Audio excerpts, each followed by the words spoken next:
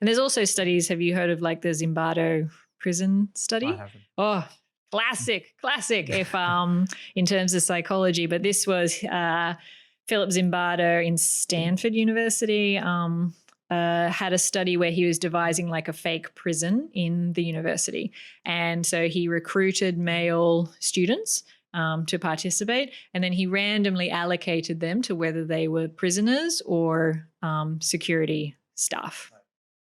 And actually there was a movie made about this maybe 2 years ago, if anyone wants to look at it. But if you Google or put on YouTube Zimbardo prison study, heaps will come out.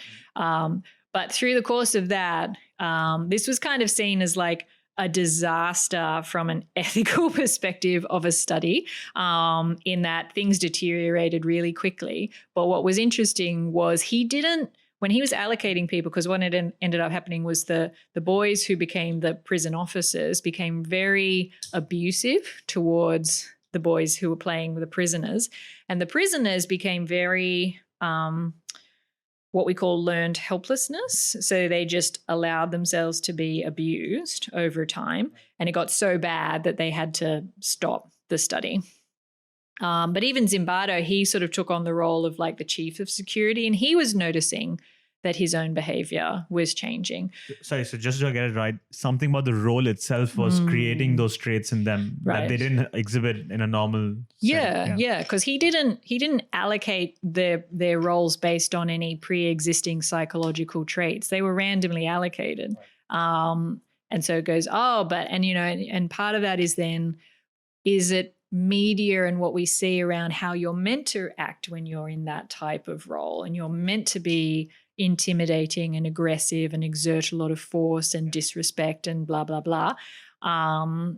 But it's also this idea of I have permission to engage in these behaviors. And so some people would argue that anybody is kind of capable of doing some very bad things if a situation calls for it sufficiently. So if you're in the middle of a civil war, for example, then you might steal from a shop in order to survive.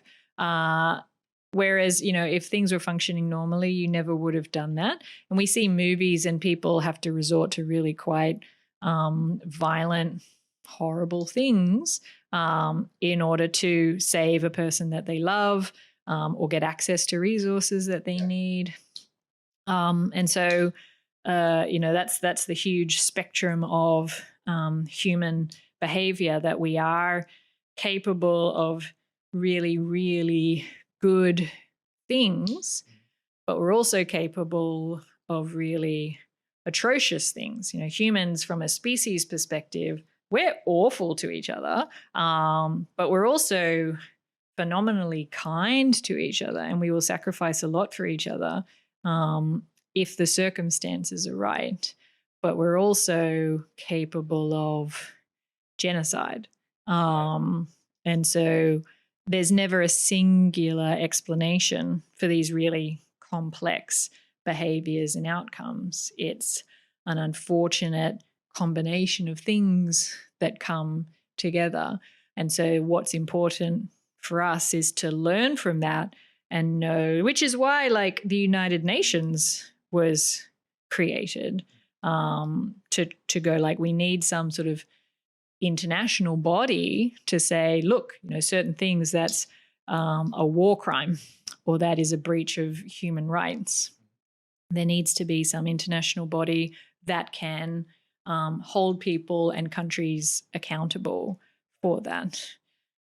And even that, but everything is created by humans, and so no system is perfect either.